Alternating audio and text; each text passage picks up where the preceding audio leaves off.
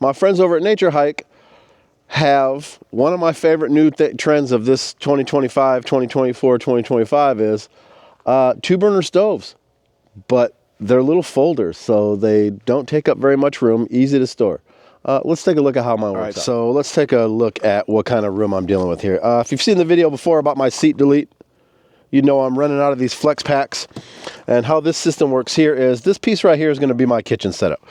Top section, spices, things like that. But then underneath is where I'm having to keep all the pots and pans, all my dishes, everything like that. So let's take a peek inside there. So how this bottom tub works is little hydraulics on there, open it up, and like I said, you notice everything that's inside, cutting boards. Under here are some utensils and things. And what fits in perfect right there? This new Nature Hike stove that they sent me. So let's get it over on the tailgate and let's take a peek at it. All right, so here's what we're dealing with. Comes in a nice little bag. I really like this touch here. There's a hole in the top of the bag where the actual handle for the stove sticks through, and you hang it right there. Let's talk about some of the accessories that come out first. First, you're going to get your hose to hook up your gas. Like I said, decent little bag. There's actually room inside of this pouch right here to put your bottle of gas. I keep a pan that I use with it in there instead. Just keep my gas separate. Look at that thing. She is a beauty. All right, so let's get this bad boy cracked open and hook it up and see what we got here. You notice this one goes in upside down, right side up, that one's upside down. Just so simply you can transfer it to these. Flip these little things over. Burners right here on the front, and the ignition is all the way to the back. So you're going to crank it all the way back, and that'll light it up for you. Fully pulled out, you're talking with the handle, you're talking 19 inches. Each one of these little burners is going to give you about 8.5 inches. Let's see what I got. I got a 8-inch pan. Seems to fit like on there beautifully without any issues.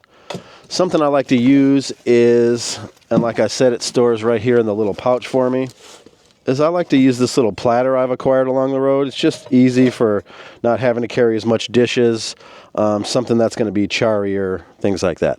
All right, while hooking this up, let's talk about one of the things I really like about it. I like this flexible hose that's connected to it. Oftentimes you have that rigid hose and you're kind of stuck in this weird position, and you know, based on the size of the table, what else you fit, and it's just kind of awkward. Speaking of BTUs, 16,000 BTUs total across. We're looking at 8,000 BTUs a piece. All right, I got this bad boy all connected up. Let's see if we can get it turned on. Gas comes out sounding nice and hard. First strike, she fired right up. Let's get the other side. They're both fired beautifully. Everything's working great. So it's got a good little touch where, like I said, my pet peeve is kind of this thing where you can turn it off and not realize it. But there's a lot of room in here. It's not like your Coleman products where it's either fully on or fully off. So let's throw this little grill on top of here. See what kind of heat we can get out of that. While this little grill's on here, you know, 8-inch pan still fits on there great. I imagine you could get a 10-inch pan on here. Now, not side by side with another one, but side by side with this griddle, or maybe a small pot or something like that. You know what I mean? Let's see how well this thing cooks. Like I said, this meat got a little crispy last night, so.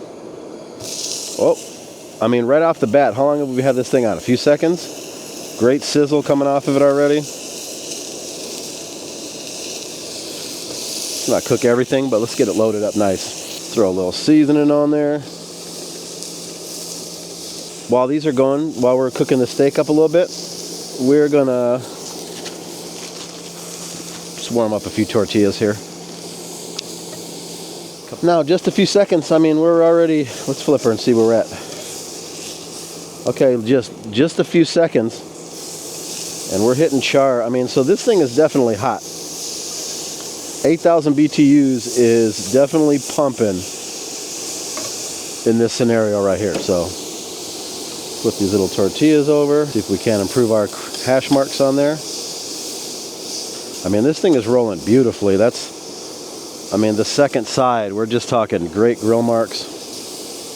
Definitely heat pumping off of this. All right, we're going to turn this one down just a little bit. Let's see how good we can adjust the whisper on this to cook us some eggs. I mean, you know, like I said, my pet peeve was you can't really turn these things off and on very well without the little detent, and that rolled right down to the bottom. There's plenty of forgiveness in there, so you don't shut it down.